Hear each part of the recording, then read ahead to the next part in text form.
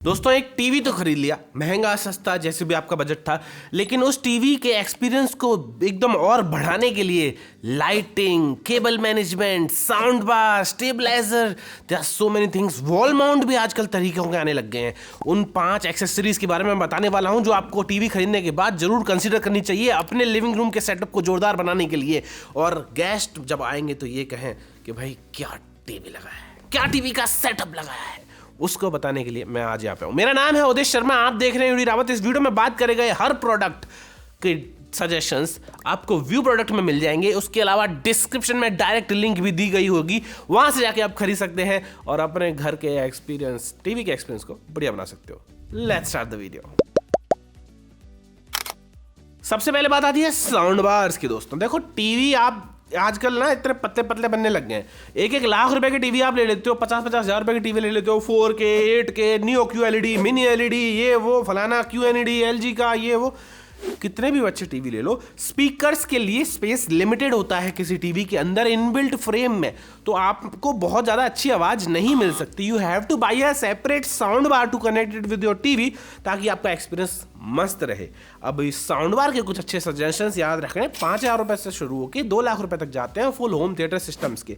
कुछ अच्छे ऑप्शंस मैं डिस्क्रिप्शन में डाल रहा हूँ, लेकिन हाँ, पिक्चर क्वालिटी आपकी भली कितनी भी अच्छी आ जाए, अगर साउंड क्वालिटी अच्छी नहीं है देन आपका टोटल बेकार एक्सपीरियंस हो जाएगा। Because it's not just the visuals, it's the sound also that matters. अभी सजेशंस तो कुछ डिस्क्रिप्शन में दिए हुए हैं, सारे मैं यहाँ बताऊंगा तो वीडियो बहुत लंबी हो जाएगी। अभी आपने साउंड बार ले लिया, चलो अब साउंड बार ले लिया, टीवी भी अच्छी होगी, पिक्चर ऑडियो क्वालिटी अच्छी होगी, लेकिन जो लुक है वो खराब हो गया। लुक को अच्छा करने के लिए क्या करोगे? Cable management. केबल मैनेजमेंट में आपको मैं चीज़ें बता देता हूँ क्या क्या होती हैं। देखो, केबल मैनेजमेंट होता क्या, पहले तो मैं बता देता हूँ। आपके घर में जब आपने टीवी लगा दिया, सेट टॉप बॉक्स से HDMI केबल निकला, टीवी में गया, टीवी से HDMI केबल निकली, साउंड बार में गया, क्योंकि ऑब्वियसली HDMI उसके बाद टीवी का power cable, set top box का पावर केबल, साउंड बार का पावर केबल, गुच्छा बन गया भैया तारों का। अब इस चीज़ को सॉल्यूशन करने के लिए कुछ चीज़ें आती हैं, जैसे कि तो बिन आते हैं जिसमें सारे एक्सटेंशन बोर्ड होता है, टाइप सी केबल्स वगैरह होती हैं। इसके अलावा केबल की स्लीव्स आती हैं, आप केबल को ऐसे स्लीव पहना सकते हो, जहाँ से जो केबल निकालनी हो वहीं से हो जाएगी, केबल लटकती हुई नहीं जुड़ेगी। इसके बाद केबल टाइज आती हैं, जिन केबल को टाइज करके आप सारी केबल को एक से इकट्ठा बांध के रख सकते हो। लेकिन अगर आप नया बना रहे हैं, लकड़ी का स्ट्रक्चर बनवा रहे हैं, तो उसी के अंदर एक पाइप छुड़वा दीजिए, जिससे कि सारे के सारे HDMI केबल पास हो जाएंगे एंड आपको कहीं भी दिखेगा नहीं। और नीचे की साइड ड्रॉर बनवाइए, तो और ड्रॉरों के अंदर वो साउंड बार को तो नहीं क्या कहते हैं, सेट टॉप बॉक्स या फिर अपने स्टेबलाइजर, उन सब चीज़ों को फंसा दीजिए और सारे के सारे तार अंदर चले जाएंगे। सिर्फ एक तार जो साउंड बार का है वो ऑडियो वाला HDMI के बाहर रहेगा, वो भी दिखेगा नहीं, छुपा के। आप केबल मैनेजमेंट अच्छे से करना, ताकि आपका लिविंग रूम का सेटअप बहुत बढ़िया हो जाए। और केबल मैनेजमेंट से रिलेटेड कुछ चीज़ें अगर आप एक लोअर एंड पे भी ट्राई कर रहे हैं तो डिस्क्रिप्शन में डाल दिए, उन सब चीज़ों को आप खरीद सकते हो। अगला जो हमारा पॉइंट है वो है स्टेबलाइजर का। देखो, नॉर्मली ब्रांड्स क्लेम करते हैं कि उनका स्टेबलाइजर फ्री ऑपरेशन रहता है टीवियों में, और कुछ हद तक रहता भी है, लेकिन कुछ बहुत ही ज़्यादा वोल्टेज फ्लक्चुएशन होती है ना, तो आपके टीवी इतना झेल नहीं पाएगा। अगर झेल भी लेगा तो आपके मदरबोर्ड पर, आपके टीवी के इंटरनल कंपोनेंट्स पर काफ़ी लोड डालेगा और वो गर्म होते हैं। मैंने एक प्रॉपर वीडियो बनाई है वी गार्ड स्टेबलाइजर की, ऊपर जाके आप उस वीडियो को देख सकते हो। उसमें प्रॉपर्ली एक्सप्लेन किया है कि कैसे वोल्टेज स्टेबलाइजेशन होता है। अगर ऐसे ऐसे वो ग्राफ बन के वोल्टेज आ रही है और वो उसको सीधा कर देता है, वो टीवी इतना स्टेबल नहीं कर पाता, स्टेबलाइजर अच्छे से कर पाता है। एंड अगर आपने स्टेबलाइजर लगा दिया है तो टीवी के कंपोनेंट्स पे इतना लोड नहीं पड़ता और वो उनकी लॉन्जेविटी बढ़ जाती है, उनकी ड्यूरेबिलिटी बढ़ जाती है, वो काफी टाइम तक चलते हैं, बिकॉज इतना ज्यादा लोड नहीं पड़ रहा है। अगर टीवी के अंदर के कंपोनेंट्स को काम नहीं करना पड़ रहा, बाहर से काम होकर आ रहा है वोल्टेज फ्लक्चुएशन वाला, तो टेंशन ही खत्म हो गई। टीवी की लॉन्जेविटी बढ़ जाती है। जरूर इस चीज़ को लगाएं। अगर आपने 80,000, 70,000, 1 लाख रुपए का टीवी खरीदा है, 2 से 3 हज़ार रुपए का खर्चा कर सकते हो। एक स्टेबलाइजर जरूर लीजिए, ताकि आपका टीवी का एक्सपीरियंस बढ़ जाए। और इसमें ना 2 सॉकेट आते हैं, तो सेट टॉप बॉक्स भी इसमें लगा सकते हो, हालांकि जरूरत नहीं, लेकिन सेट टॉप बॉक्स भी इसमें लग जाएगा, तो एक्सटेंशन का काम भी कर जाते हैं स्टेबलाइजर वाला। ठीक है, तो एक स्टेबलाइजर जरूर लगा लेना। कुछ अच्छे स्टेबलाइजर्स का लिंक मैंने डिस्क्रिप्शन में डाल दिया है। अब आती है थोड़े प्रीमियम सेगमेंट की बात है। देखो, वॉल माउंट टीवी में जब भी टीवी खरीदते हैं, जो लगा के जाता है उसी को लगवा के ले लेते हैं हम। लेकिन देखो, 400-500 रुपए का वॉल माउंट लगा के, वो बहुत बेसिक वॉल माउंट होता है। There are so many wall mounts in this market right now. सबसे पहले तो आजकल 2 way, 4 way, 6 way adjustable wall mount आ गए हैं, जो टिल्ट भी हो जाती है, टीवी आगे भी आ जाती है, फ्लोटिंग वाली डिज़ाइन होती है, ऊपर नीचे भी सरक जाती है। आप लिटरली टीवी को ऐसे आगे कर सकते हो कि दीवार से 2 फीट आगे आ जाएगी, टीवी फ्लोटिंग लगेगी। और टीवी की डिस्टेंस, मतलब आप 10 फीट से टीवी देख रहे हो, आपको 65 इंच का टीवी चाहिए, लेकिन हम 2 फीट तो वॉल माउंट से ही खींच ली, तो 8 फीट का डिस्टेंस बचा, आपका 55 में भी काम हो सकता है बेसिकली।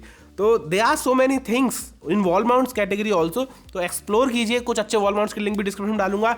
6 वे का वॉल माउंट LG का 3,000 रुपये का आता है। लोग सोचते हैं 3,000 रुपये खर्च क्यों करने हैं एक्स्ट्रा, लेकिन बिलीव मी वो 3,000 रुपये, एक रुपया वर्थ है उस वॉल माउंट पे, बिकॉज जो नॉर्मल वॉल माउंट आता है उस पर टीवी आपकी स्टेबल रहेगी। आपको सफाई करने में भी दिक्कत होती है, लेकिन अगर 6 वे वाला है तो आप आगे करो, पीछे से साफ करो, वापस लगा दो, केबल लगानी है आगे करो, ऐसे मोड़ो, केबल लगा दो, काम बहुत आसान हो जाता है। Believe me 6 way wall mount is just so good कि आपका एक्सपीरियंस प्रीमियम कैटेगरी में चला जाता है। अभी प्रीमियम कैटेगरी में आई गए हैं तो लास्ट एंड फाइनल टॉपिक के बारे में भी बात करेंगे, बायस लाइटिंग।